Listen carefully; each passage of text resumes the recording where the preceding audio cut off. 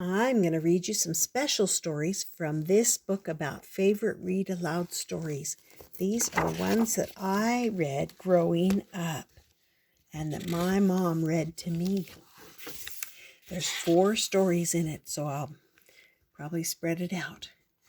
The first story is Sleeping Beauty. Do you know the story of Sleeping Beauty? Here we go. Once upon a time there lived a king and queen who had long wished for a child, and when one day a sweet daughter was born to them, the king was so happy that he gave a great christening feast. As godmothers for his little daughter, he asked the 7 good fairies in the kingdom. The one bad-tempered fairy was not invited. After the christening, there was a splendid feast. Before each fairy was placed an emerald plate like a clover leaf set with diamond dewdrops. Suddenly, the one uninvited fairy rode into the hall on a dragonfly, muttering threats. Now the fairies, as was their custom, began to give their gifts to the princess. The youngest gave her beauty, the next wit, the third grace, the fourth virtue, the fifth a lovely voice, the sixth a smile to win all hearts. Then the uninvited, bad-tempered fairy cried out, "The king's daughter in her rosebud youth shall prick her hand with a spindle and fall down dead." Everybody started to cry out, but then the 7th fairy popped up from behind the cradle and said, "Be comforted, O king and queen. My gift is still to come. I cannot undo entirely what this unkind fairy has done. Your daughter will prick her hand with the spindle, but instead of dying, she will sink into a deep sleep which will last 100 years. From that sleep, when her dream is over, a king's son shall waken her." Yet the king hoped to save his dear child from the threatened evil. He had his heralds proclaim that no one in all the country should have a spindle in the house. One day, when the princess was 15 years old, she went roaming about the palace, exploring one room after another.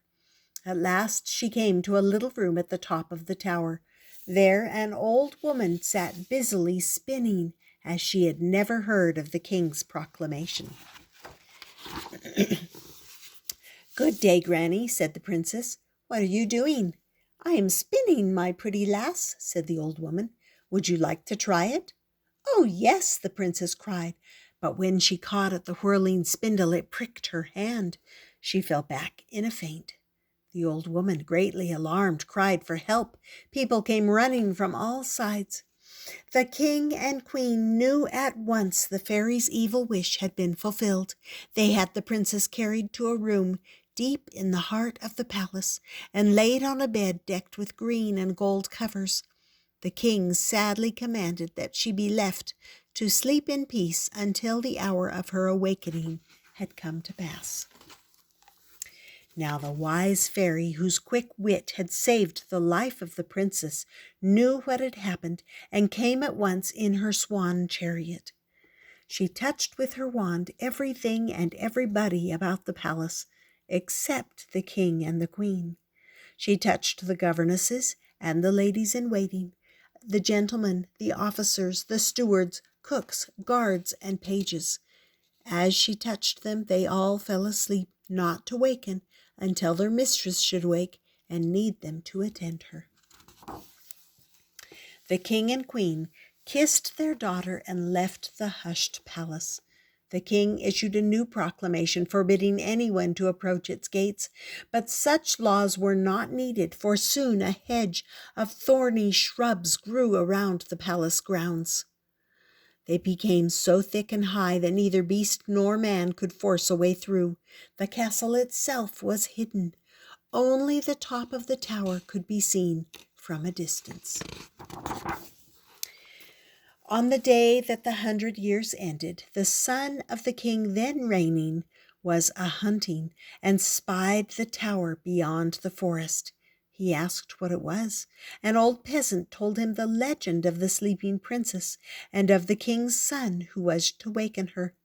From the way the prince's heart began beating, he felt certain that the peasant spoke the truth. he knew that he was the king's son who was to waken the princess. He set out at once.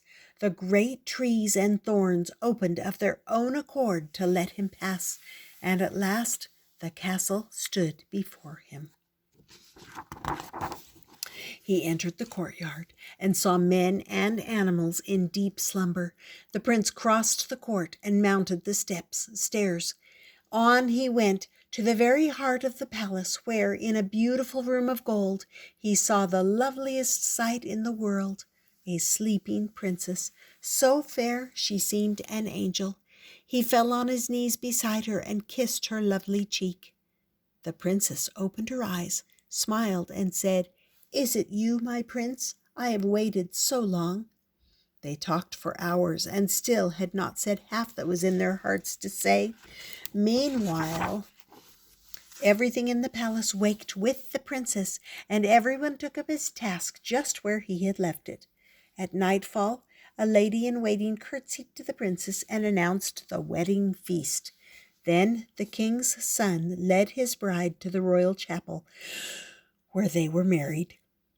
The next morning, the bridegroom and bride left the palace and passed through the dark forest into the bright sunshine of the world beyond.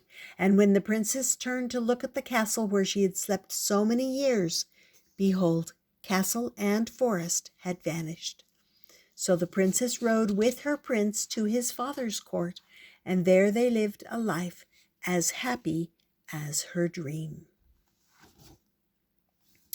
And that's the end of that story. I hope you enjoyed it, and I hope you come back soon, because we've got another story from this same book that we're going to read. And go ahead and subscribe and come back often.